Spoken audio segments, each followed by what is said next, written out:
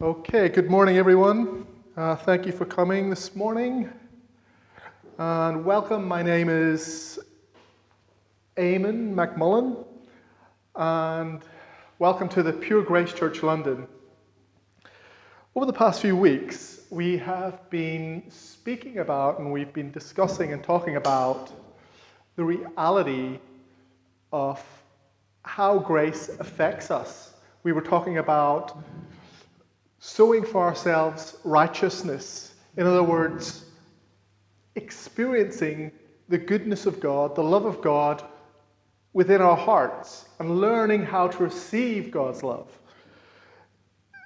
to the extent that it makes a positive effect on who you are. Sow for yourselves righteousness and reap the fruit of unfailing love.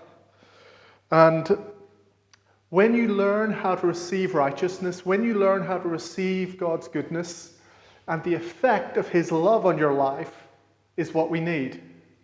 And today, in the organized church and in the church in general, many of these groups, they understand the concept of grace and love and God's goodness, but oftentimes what they end up doing is they inject judgment, or they inject a sense of fear into their message. So on the one hand, they'll be talking about grace and they'll be talking about love, but on the other hand, they'll inject fear.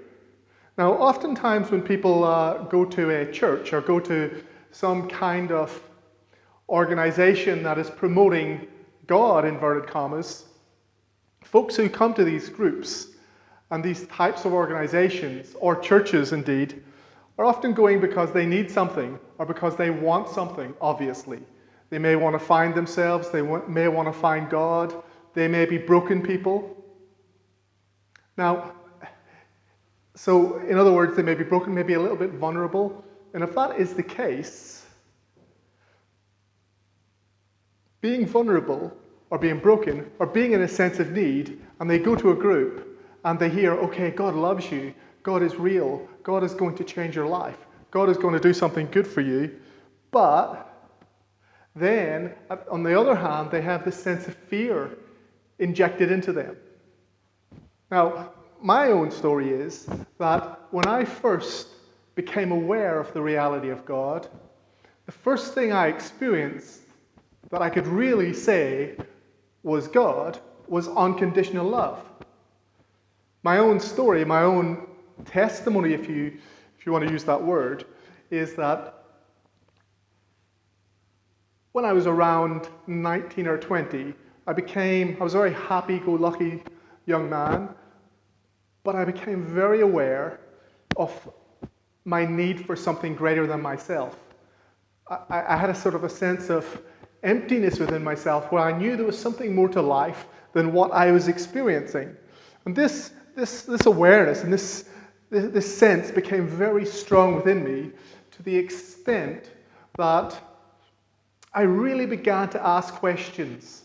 What does my life comprise of? Where am I going? And what is the purpose of my life? What am I living for? And for me, I kind of went through a list within I reasoned out a list within myself, and it was like something like this. I could live for myself and just get as much out of life as I can from a sort of a selfish motive. But I knew that this was kind of inadequate, empty, and I would have to step on a lot of people, and I would probably hurt a lot of people if I adopted this way. On the other hand, I thought, well, maybe it's just to have a family and a wife. And as noble and as good as these things are, at the same time I kind of thought, well, there must be something a bit more to it than that. There must be something a bit deeper or a bit higher than that. And after searching within myself for a few weeks, very intensely, I came to the conclusion that God exists and that my life was to honor God. And when I did that, I suddenly experienced an unconditional love, which I can only describe as divine. I suddenly became aware of the reality of Jesus, And this love filled me up on the inside. And this sense of what am I doing with my life? Where am I going? What's my purpose? Disappeared. I suddenly discovered purpose. A new horizon opened up to me, and I could see beyond that horizon, and I felt a sense of fullness within myself. And I can say that this was my initial submission to God, if you want to use that word, and also my initial experience and direct encounter with divine love. And if you kind of put me in a corner and say, what do you know about God, or what has God shown you? I could say that God had shown me that he loved me, that I was loved. So, my point is, I knew, I had a revelation, I had a direct experience, a direct encounter with divine love, pure divine love. Now, as a young man and with this experience, I went about my business, going to work and doing what I had to do, and I didn't assume I had to go to church, because that just was, I didn't have this experience in a church, inverted commas, and I didn't assume I had to go to church or I had to do anything. All I knew was that God was real and that I had this experience with pure divine love that settled me and gave me a sense of purpose. Although I may not have been able to articulate it with words at the time, this is the sense that I had within myself. I had a sense of satisfaction and a sense of being loved within myself. But then, I on the course, on my journey, I did meet people who invited me to church. And because I had this desire to honor God within myself, I assumed, okay, let me go and let me listen to these folks. And when I went to church, they said, yes. They agreed with what I was saying in my initial experience, that God loved me, but they also then began to tell me things that I must do. Some of those things were like, I must tithe, I must give 10% of my income, and I must tell all my friends and neighbors, or they will burn in hell forever. Now, I just want you to stop there and think about this. Now I had an experience with pure divine love, and it had changed me on the inside, and I felt a sense of purpose, and I felt a sense of completeness in this love. And suddenly I'm going to church, and I had people telling me all these things I must do. Now my point is, God had shown me something, i.e. that he loved me, and I was experiencing love, but now I have people telling me things that I must do and things that I must believe. But my question is, were these things that God was telling me and showing me and prodding me to do, i.e. tithe and tell all my neighbors or they're all going to burn in hell forever, was that God, or was it God that just showed me he loved me? Now, it's the love that changed me. And my point is, oftentimes people have this need to experience love deep within themselves and a sense of love, but then they, in their sincerity, they then start to embrace rules and regulations, thinking that these rules and regulations will actually aid them. And my point is that if you have an initial experience with love, and then you add these rules and regulations, if you have an initial experience with God, with God's love, and that's what God actually shows you that he loves you, then you've got men or pastors or people, authority figures coming along afterwards and telling you that God is also saying this to you, that you must give 10% of your income, or that you must come to church every week, or that you must do this ABC, or God won't love you, or you must do these things in order to really find true approval in this love that you've received. This can be very confusing. And my point and what I contend is that we are to stick truly and wholly, solely with what God has shown us within our own hearts, from within ourselves, rather than running after the add-ons. The good news about God and the good news message and the message that we're presenting is a very singular message, a very simple message that will actually change and bring true benefit to you internally as a person, i.e. bringing forth wholeness. And, in my experience, my initial experience was a sense of being loved and wholeness. But then I went to church, inverted commas, and they started to give me a long list of regulations and rules, which, I'll have to be honest, in my sincerity, I thought, okay, this must be God. But when I evaluated myself after 2 or 3 years listening to all these rules and regulations, I found myself getting quite confused. And this is what the Apostle Paul is talking about in the book of Galatians. He had brought them this pure message of grace and unconditional love. But after him, these other guys had come in and had mixed his message with their rules and regulations, i.e. circumcision. Now today's equivalent would probably be maybe tithing, that you must tithe. Now is God a God of love, or is God more like the mafia, where he threatens you and you have to do certain things, i.e. tithe, which would be more like a tax that you have to pay in order to get God's approval.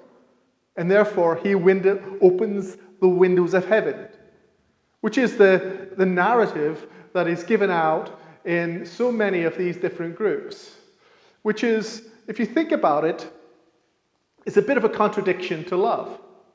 I'm not speaking against the idea of being generous or giving money. Of course, it's right that we give and that we be generous. And if you truly get the message of God's unconditional love and grace, and you actually receive grace, yeah, of course you'll be a generous person. But you can't be generous under subtle threats. And really, the message of tithing today in much of these churches is nothing more than subtle threats, and is comparable to what Paul was talking about in the book of Galatians, where these Galatian Christians had taken on these rules and regulations of trying to obey a Judaic law which talked about tithing. And it was anti-grace. You see, grace is something that we receive freely. And grace is something that frees us up internally. You see, our heart and our spirits are designed in such a way that we receive grace. It's a bit like, the comparison of a young man and a young woman falling in love. Now that young woman maybe is, she is built to receive love. She is designed that she will respond to love. And if that guy is a good guy and he's fairly mature and he's got his head on him, good head on his shoulders, he will be romantic with her and he'll show her love. And that will cause her to respond accordingly. But if he is injecting fear into her, manipulating her, and threatening her, he will oppress her, and it'll be a sort of a twisted relationship if she doesn't run away, which is probably better if she ran away from him. But is God comparable where he's saying he loves us, but at the same time he's giving us these threats, these subtle threats of trying to manipulate and control us? This oftentimes is what has been happening in a lot of these groups. And if you sit in such an environment over a period of days, weeks, months, and years, it will affect your psychology, and therefore it will affect how you live as a person and how you experience life and how you interact with people. It'll give you a sort of a warped, judgmental attitude because you've taken on these threats and you've believed them, rather than growing up mature in the fullness of God's divine love that you have initially received. And my initial experience with God is love. Consider the book of Revelation. Consider the height that you've fallen from. Jesus said, you have forsaken your first love. And how do people forsake their first love?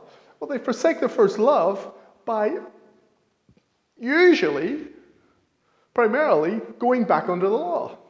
And this is what much of the book, the New Testament, is explaining, the difference between living under grace and living under law. Romans chapter 6, verse 14. For sin shall not be your master, because you are not under law, but under grace. Now I want you to think about that for a moment. You are not under law, you are under grace. You are not under law, you are under grace. That's the message. So, what does it mean to be not under law? And what does it mean to be under grace? Paul said to the Galatians, who had this problem of mixing law and grace, they were trying to be under law and under grace at the same time. When actually, that's a very difficult thing to do, because you cannot combine the two. You're either under law or you're under grace. When actually, if you think you're under grace, but you're trying to live under a law, you end up getting confused and trusting in your own ability rather than this experience of pure divine love, where God touches you on the inside and causes you to walk in wholeness and experience wholeness. But Paul is kind of describing this problem in great detail in the book of Galatians.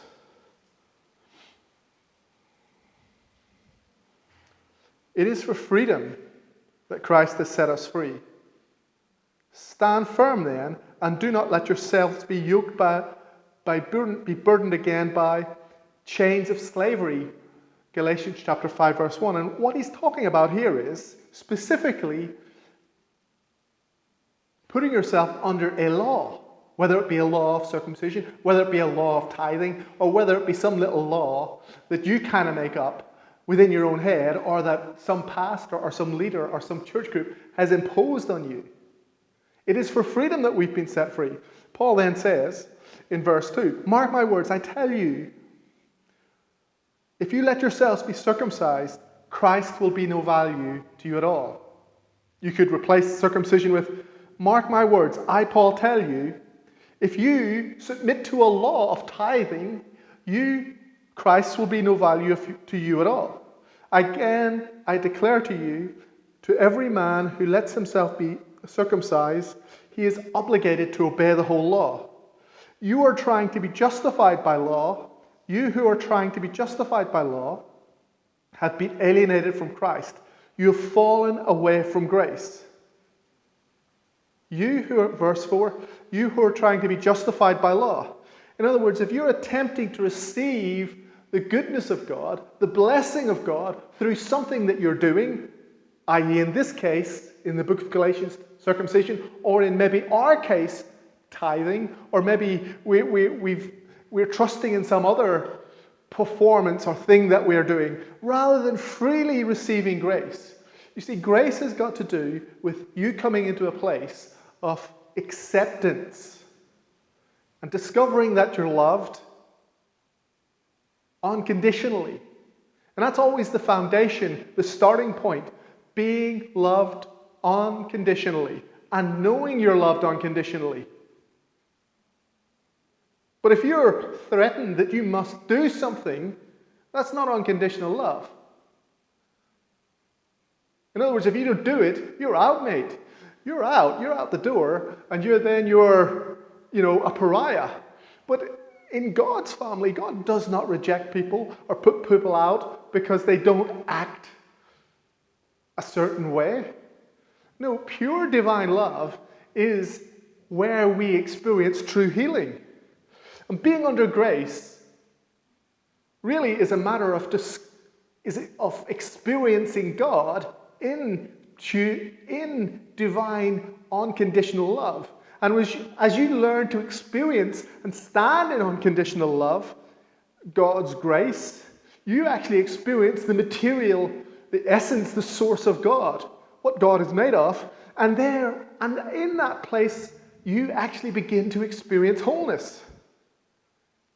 You begin to experience restoration within yourself as a person, and healing within yourself as a person. And that's our goal. Our goal is to walk in wholeness. Because when you walk in wholeness, you can truly be yourself.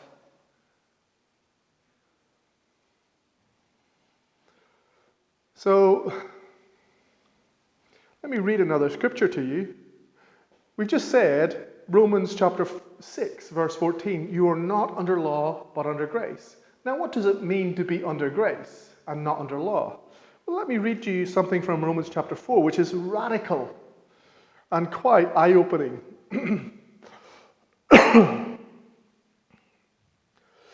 Romans chapter 4, verse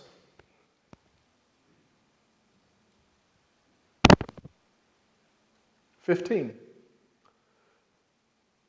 But where law brings wrath, and where there is no law, I'll actually do verse 14 and 15 just to get the context of it. Actually, let me do 13, 14, and 15.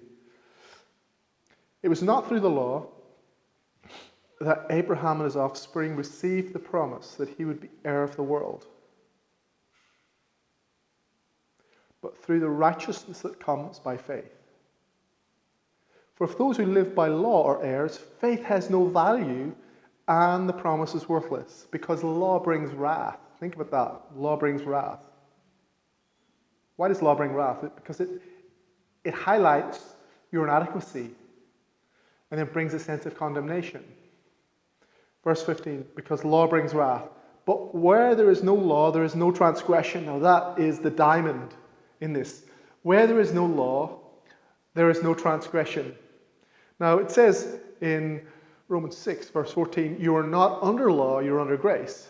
Here in Romans 4, it's saying, where there is no law, there is no transgression.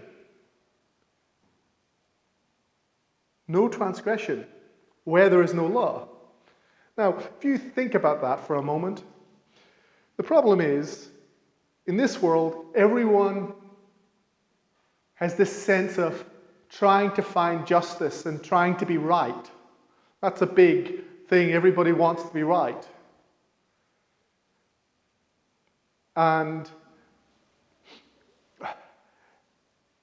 pretty much everyone judges each other by their external performance or how they behave. And in some sense, that's okay. You know, we do need to sort of learn to behave ourselves and relate to each other properly, but we also need to come into a place of true acceptance and love where we become stable within ourselves as people, which is not truly based on judging each other and our performance all the time. And this is what this grace is about. This is what God is about in terms of us actually experiencing love, acceptance, unconditional love, and acceptance, and grace. So God says, you are not under law. What God is doing here is, God is showing us that we're accepted completely as we are. No matter what our outer condition, we are accepted as we are. Now, if you're not under law, how can you sin? You know, traditionally in the churches over the centuries, there's this idea of sinning. And you're a sinner, and if you're a sinner, you're not really in the club. You're not really accepted by God, and you have to be a good person, and you have to conform, and you have to change, and you have to stop drinking, smoking, or whatever.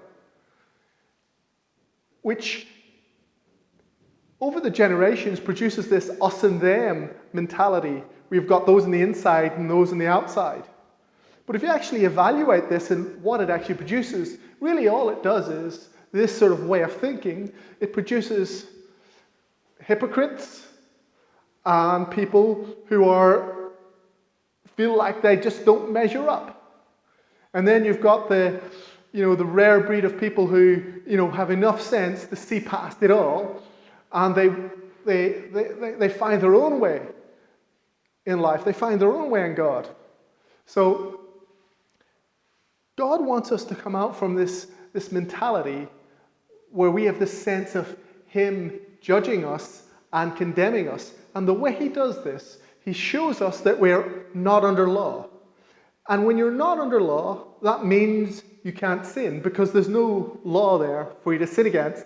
Therefore, you can't be rejected by him.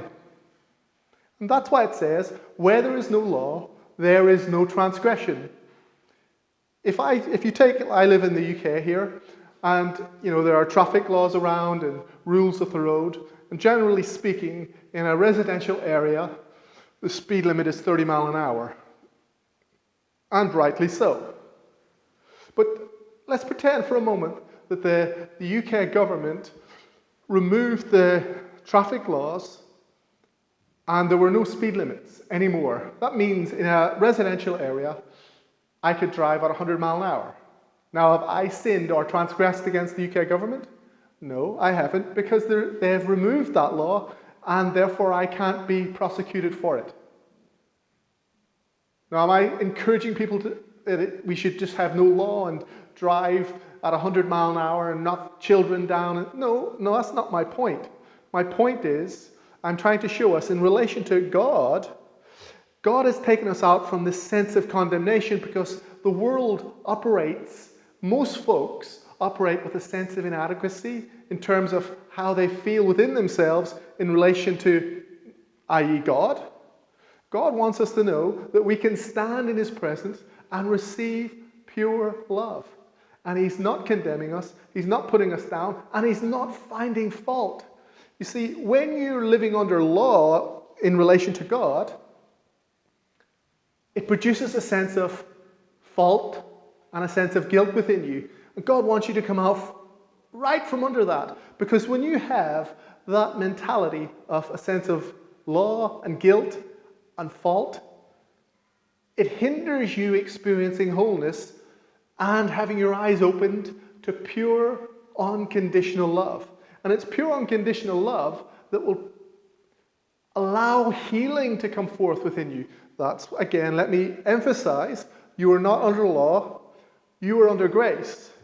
And it's the under grace bit because it allows you to come into the source. Grace is the source. Grace is what God is made of. Unconditional love is what God is made of. That's the material of God, if you want. God may have certain attributes, but what he is essentially love. 1 John chapter 4, verse 16. This we know, God is love, and perfect love drives out all fear. So, you are not under law, you are under grace. And it's this grace that allows you to experience source, i.e. God.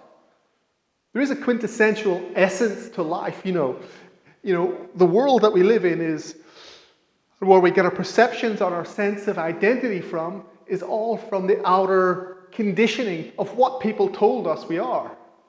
You're Irish, you're English, you're black, you're white, you're this, you're that, you're ugly, you're fat, you're thin, you're stupid, you're smart. These are conditions that we have built up to build a sense of identity from what we experience in the outer world. But is there a quintessential you? Is there a pure essence of you that is unconditioned? Well, that would be the essence of life. And if we learn to connect with the essence of what true life is and go beyond the conditioned us and to find and live out of the true us, which is, when we're talking about God, there is a pure quintessential essence to life. God, who is in all things and through all things and above all things. And we are all connected with God. Oneness. You see, Jesus has ripped and taken away the barrier, the dividing wall of hostility that is produced by this outer concept of the conditioned mind, which produces a sense of separation and a sense of fault. That's the law. But when we come out from under that and we begin to experience grace in that pure quintessential essence of life, where we experience pure divine love, There is no fault in that place. Then you can experience wholeness. Then you begin to experience the quintessential essence of who you were created to be. Then your heart can truly open. Again, we can use the analogy of a young man and a young woman. If that young man treats that woman in unconditional love, her heart is more likely to respond to him. But if he treats her with manipulation and control and threats and injects fear, either blatantly or in a subtle form, it'll cause her heart to close. Because your heart is designed for love. That's everybody. We're all designed, male, female, whatever. We're all designed to receive love and to grow up in love and to become mature in love. If we had a world where people were mature in unconditional love, in divine love, gosh, there'd be so much healing and restoration. There wouldn't be brokenness in communities. There wouldn't be people isolated, living alone and all confused. Relationships would be so much better. And that's what we're coming into as we discover this message of grace, as we discover this message of God's love. Now, does grace mean you can do whatever you want? You just go out there? No, that would be law. Often people get this message, hear this message, and they only get half of it, that you're not under law. They don't get the bit that you actually can experience grace. Now, if you just get the first bit, that you're not under law, and then you therefore conclude you can go around acting like a scuzzbucket, acting like a total moron, where you abuse people and do all kinds of nasty things because you're not under law, you haven't really got the message. Because the message is you're not under law, you're actually under grace. And it's a call for us to realize the grace we're under, to discover the grace we're under, and understand the grace we're under, and therefore experience and allow our hearts to open, and therefore walk in wholeness.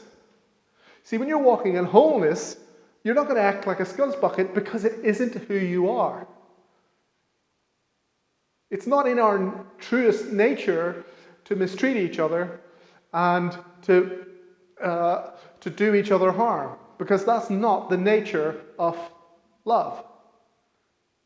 That's the nature of someone who is hurt and abused and messed up, or a selfish person. A self-serving, selfish person, or a hurt person, yeah, they may do nasty things and perpetuate the problem through the generations. But this message is not a license to do whatever you want, go around and act like a moron. Actually, it's a message which allows you to discover who you are. It's about identity. There is grace given to us. We are not under law. There is grace given to us which allows us to experience unconditional love. And in that experience of unconditional love, we ultimately discover who we truly are, what our true desire. Who doesn't want to experience love? Who doesn't want to experience fullness and restoration, happiness and peace? You could take the nastiest person on earth, and if you put them in a room, yeah, they want to experience love. They want to experience people treating them well. They want to experience goodness. Of course they do. They may have been abused and therefore have become an abuser. But ultimately, that's what they want to experience, goodness. They may need a lot of help. They may need a lot of healing. They may need a lot of restoration. But ultimately, still, the quintessential essence of what they would like to experience would be love, acceptance, goodness, and somehow something which enabled them to be transformed into a better person.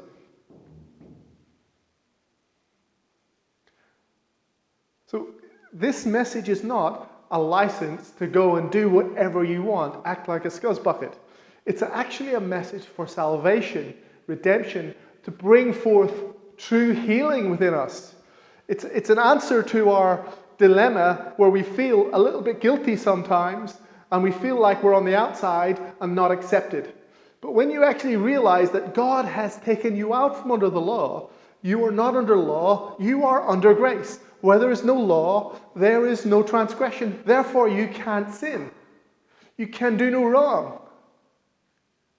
Now, again, that's only half the message. The other half of the message, which is the true part of the message, is that you're under grace. Come into the source. So if you're broken, if you've got all kinds of faults, no matter what your situation, you can experience pure love and acceptance, divine love, which will cause wholeness to come forth within you. And it will cause you ultimately to be a different person. It's called the fruit of the Spirit.